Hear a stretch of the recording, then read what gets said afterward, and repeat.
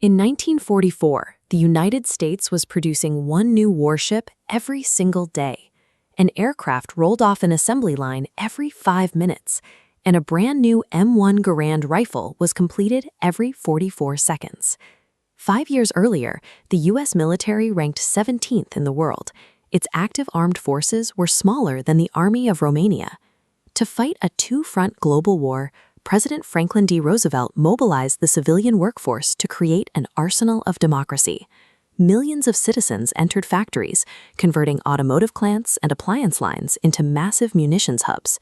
To understand how this output won the war, we have to look at 4 distinct tiers of American firepower, starting with the rifle in the mud, scaling up to mass-produced armor, taking control of the sky, and finally unleashing a classified weapon of absolute destruction.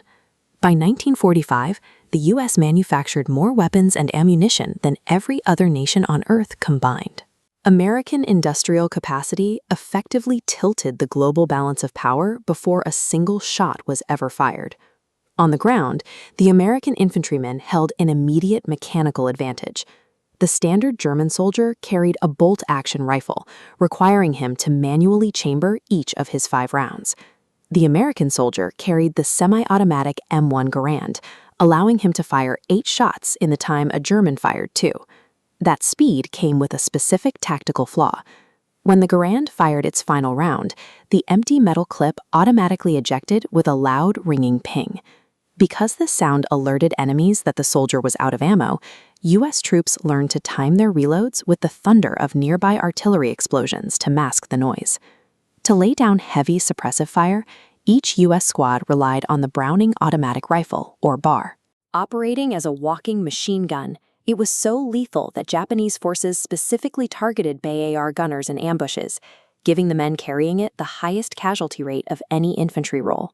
For close-quarters combat, paratroopers and rangers utilized the Thompson submachine gun, a heavy .45 caliber weapon, originally favored by the criminal underworld, repurposed into a tool for clearing urban environments. To handle enemy armor, troops deployed the M1 Bazooka.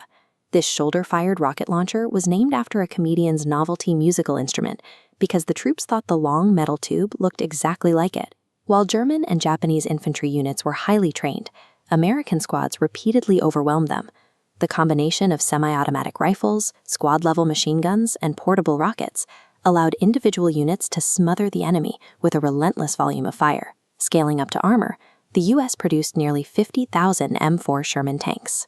While it often required up to 5 Shermans to defeat a heavily armored German Tiger tank, the U.S. could afford that math. And despite a myth among crews that the tank was prone to catching fire, earning it the nickname Ronson after a popular lighter, data showed Shermans burned no more frequently than German tanks. Tanks require constant fuel and parts. That logistical burden was carried out by the Willys MB Jeep. Over 640,000 were built and shipped globally. General Dwight D. Eisenhower eventually listed this 4-wheeled utility vehicle alongside the atomic bomb as one of the 3 tools that won the war.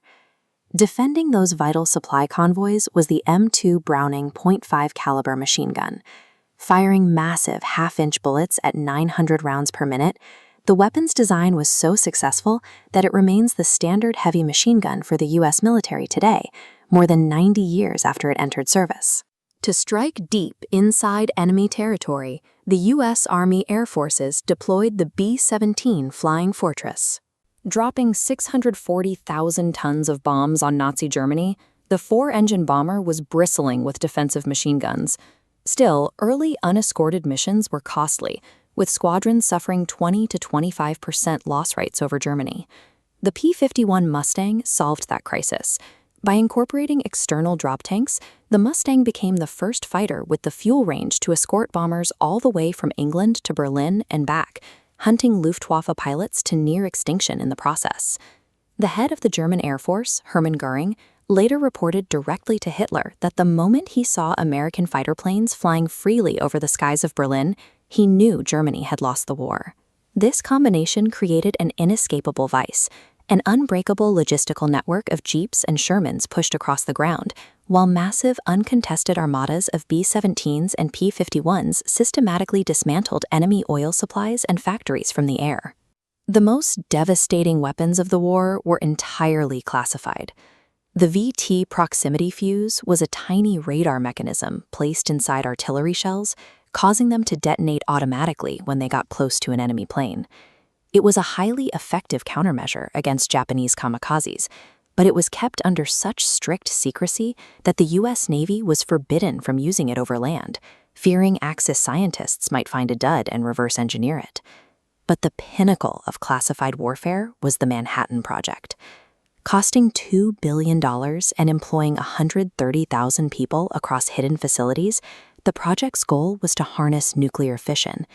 In August 1945, a uranium bomb nicknamed Little Boy was dropped over Hiroshima, instantly killing up to 80,000 people.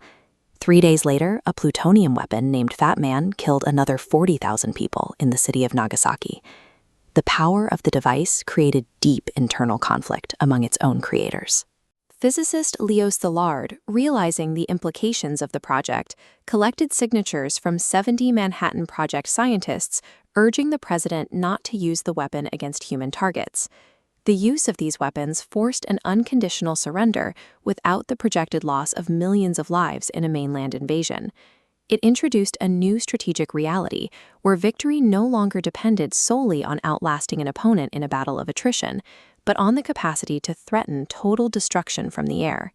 This ranking breaks down the 7 most impactful American weapons based on their strategic effect on the war's outcome. At number 7, we place the Browning automatic rifle, followed by the Jeep at 6 and the Sherman tank at 5. The utility vehicle outranks the main battle tank because armored divisions cannot operate if they cannot be kept supplied. The B-17 Flying Fortress lands at number 4. The M1 Garand sits at 3, and number 2 goes to the P-51 Mustang. By breaking the back of the Luftwaffe, the Mustang served as the ultimate tactical turning point of the European air war. Taking the number 1 spot is the atomic bomb. It forced an empire's surrender without requiring a final ground invasion. These weapons didn't just win a conflict, they birthed the modern military-industrial complex and set the foundation for the atomic age we navigate today. This scale of manufacturing meant that for every weapon the Axis destroyed, American factories could produce 10 more. This sheer volume dictated the tempo of the war and remains the model for how modern global powers project their influence. Let me know in the comments below, do you agree with the atomic bomb taking the number 1 spot? Next time, we are digging into the German arsenal. Subscribe so you don't miss it.